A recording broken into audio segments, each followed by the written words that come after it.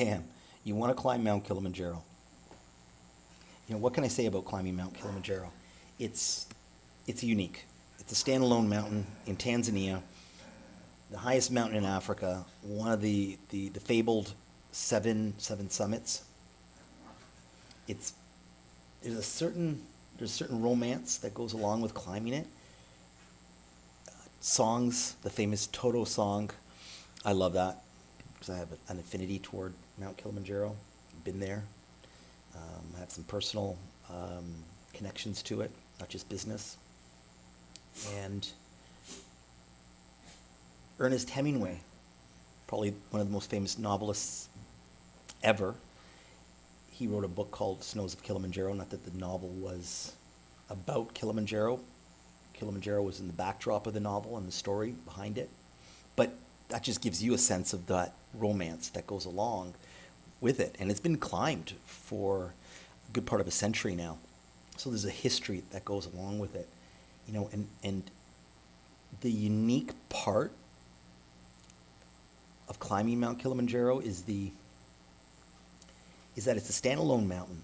So it's not part of a range that you tend to see, or if you look into researching, mountain ranges and so on, it's not part of a range. I mean, it's part of a rocky out part of the Tanzanian, Kenyan countries of Central East Africa, but it's unique in the sense that you have some of the most amazing people, the different tribes that occupy around the mountain, specifically the Chaga, the Chaga tribe of Tanzania.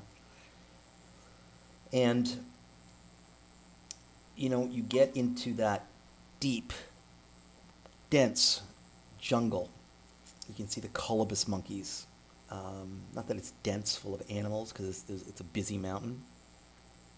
And then you get into that fairy tale, unique ecosystem, with the moss, the smaller trees and the moss.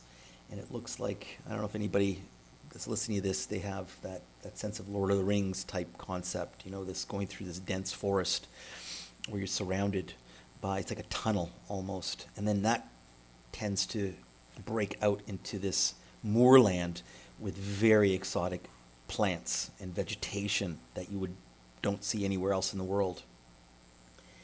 And then it becomes this alpine desert. So, I'm just trying to show you this weaving that you go through of this mountain. And then that brings you to the last ecosystem, which a lot of people don't get to ever experience, is a glacier, is this Arctic zone, where it's so desolate, and it does look like you're on another planet. And then you have the fact that it's the altitude. The most frequently question that I'll ever get is, how high is Mount Kilimanjaro? And it's a big mountain. It's not the biggest mountain. It's not even close to being one of the largest mountains in the world. All you have to do is follow any of my social feeds, and I do talk about journeys up into some of the highest mountains in the world. But the market for that is small. As far as a guiding company, I don't want to. I want to make it so we can get people that are part of the general population that are considering doing something outside of the normal for themselves and actually pushing themselves to their limits and seeing what they're capable of, when they're working with nature. I try to always tell people it's not against altitude, it's not against nature, it's with nature. These are things that are greater than us. So this is a mind shift that people need to have. So when you talk about that, how high is Mount Kilimanjaro? 19,340 feet, just over 5,900 meters above sea level. That might not mean a lot to many armchair climbers or people that are getting into this for the first time. And usually, even for my high altitude skiers that shift over to climbing mountains, they're usually on their all-time highest they've ever been on this planet by the end of day one, and if not, usually on the end of day two.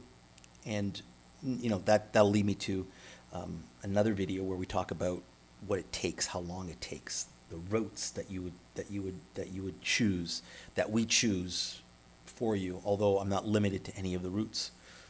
I've done them all multiple times. How many times I've done it myself, I'll share that story with you guys another time too. But that just starts to create a baseline for you in this first video. And what I'll do is I'll put a pin in the description below the video, and you can reach out.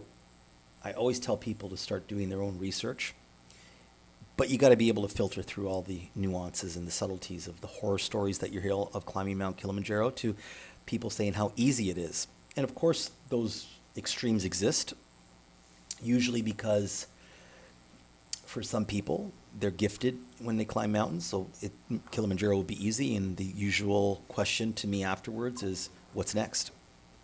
And then you do have horror stories. Not that they're usually part of our expeditions and so on, but it's because they go ill-prepared. It's an easily accessible mountain. It's not difficult to get to. You know, there's daily flights that fly into Kilimanjaro International Airport from Europe, from Asia, from the Middle East, every day. So it's not difficult to get to. Once you arrive at the airport, it's only a 40-minute drive to the base, which is Moshi. And then literally the next day, you can be off to the mountain with whatever local guide that you hire. And those are things I'll talk about in subsequent videos, because it's important that the amount of questions that I get on a weekly basis about climbing this mountain to the amount of people that actually end up doing it is probably not a good ratio. And the reason for that is that lack of education. So anyways, I don't want to make this video too much longer than that. People do tend to have, you know, the memory of a goldfish, I guess. And remember, do your own research and don't hesitate to reach out. I keep my business small and intimate enough. Yeah, we're successful, but it's the reason for that success is because I personally get to know every single person that signs up with this company, no matter what trip we offer around the world. And for that reason, we make it successful, because I take that and I start to mold that person into what they're going to need to be ready for, prepared for, in that moment they arrive in Tanzania. And we support the trip highly. It's not, I wouldn't consider this an unsupported trip. This is very much a supported trip, although I've had requests where people are like, I want to hire your team, but we want to do this unsupported. You see, it's easy to do that when you have operations directly in Tanzania. So anyways, guys, enjoy the video, enjoy the series of videos. Let's start to really take the time to understand what it takes to climb mountains. And is it for everyone? No. I'd never force anybody to climb a mountain. But do I want people to challenge themselves, especially as they age, and they tend to have more time and the finances to go with it? Of course I do, because that's what keeps you young. Okay. So anyways, enjoy the video, and make sure you like, subscribe. It helps, because it just helps the algorithm to get this out to more people. And that's what I want, education to the masses, or the people that want to listen anyways. Thanks very much.